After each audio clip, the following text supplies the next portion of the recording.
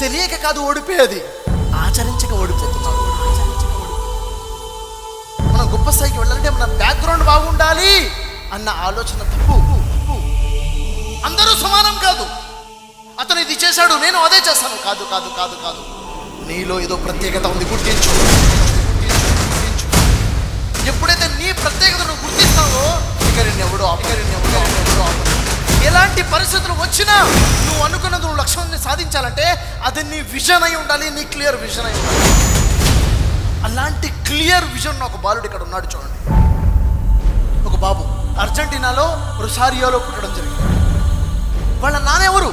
అతను కోటీశ్వరుడు కాదు, అతను మిలియనీర్ కాదు, ఒక ఫ్యాక్టరీలో కూలివాడుగా పనిచేస్తున్నాడు. కానీ ఈ బాబు మాత్రం చిన్నప్పటి నుంచి కూడా స్పోర్ట్స్ అంటే చాలా ఇష్టం. ఫుట్బాల్ ఆడుతున్నాడంటే ఎవరి దగ్గరగా బాల్ ఉన్నా కొన్ని నిమిషాల్లోనే తను చేజికిచ్చుకునేవాడు. తన దగ్గరికి బాల్ వచ్చిందంటే 5 కాదు 10 కాదు 15 నిమిషాలైనా ఎవరు కూడా తన దగ్గర నుంచి బాల్ అందించుకునేలేకపోయేవాడు. ఖచ్చితంగా ఇతను పెద్ద ప్లేయర్ అవుతాడు అన్న నమ్మకం అందరికీ ఉండేది. అంత బాగా ఆడేవాడు. తన మీద తనకు నమ్మకం ఉంది. ప్రపంచం మొత్తం నన్ను గుర్తించే ఫుట్బాల్ ప్లేయర్గా నేను ఎదగాలి అని విజన్ పెట్టుకున్నాడు. రోజులు గడుస్తున్నాయి. 11 సంవత్సరాల వయసు వచ్చింది. ఎవరు ఊహించని విధంగా అతనికి ఒక సిండ్రోమ్ వచ్చింది, హార్మోన్ డిఫిషియన్సీ సిండ్రోమ్. డాక్టర్స్ దగ్గరికి వెళ్తే ఏదో కోట్లలో ఎవరో ఒకటికో వస్తుంది ఇలాంటి జబ్బు, చాలా కాస్ట్లీ ట్రీట్మెంట్. వాళ్ళ నాన్న అంటున్నాడు, ఎంత కాస్ట్లీ అయినా పర్లేదు, నేను డబ్బు పెడతాను, ట్రీట్మెంట్ ఇవ్వండి అంటే ట్రీట్మెంట్ స్టార్ట్ చేశారు. చాలా పెయిన్ఫుల్ ఇంజెక్షన్. ఉదయం ఇంజెక్షన్ ఇవ్వాలి, సాయంత్రం ఒక ఇంజెక్షన్ ఇవ్వాలి. ఒకే తొడకి 7 రోజులు ఇంజెక్షన్స్ చేయాలి. వెరీ పెయిన్ఫుల్, తట్టుకునే పరిస్థితి లేదు. ఒక నెలకి ఖర్చు చూసుకుంటే $1500 ఖర్చు అయిపోతున్నాయి. అంటే దాదాపుగా ప్రతి నెల ₹1,00,000 ఖర్చు.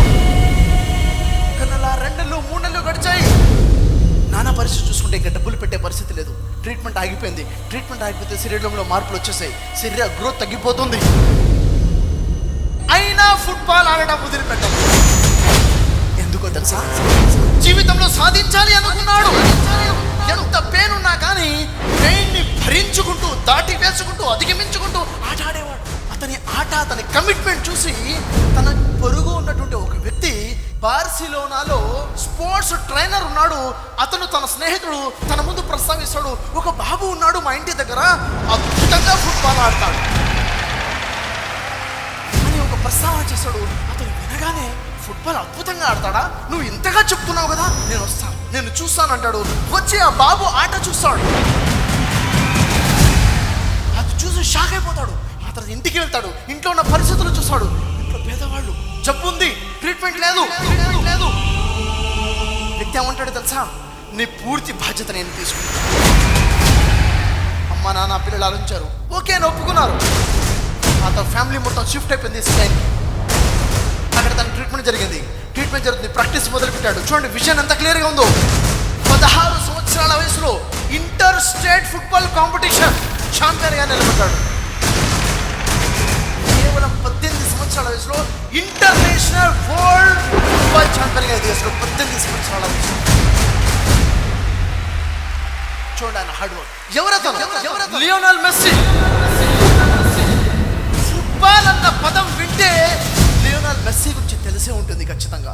ఫుట్బాల్ ప్రపంచంలో ఆయనకి ఎలాంటి బిరుదులు ఉన్నాయో తెలుసా? Golden ball, golden shoe. ఎలా ఆడేవాడు చూడండి.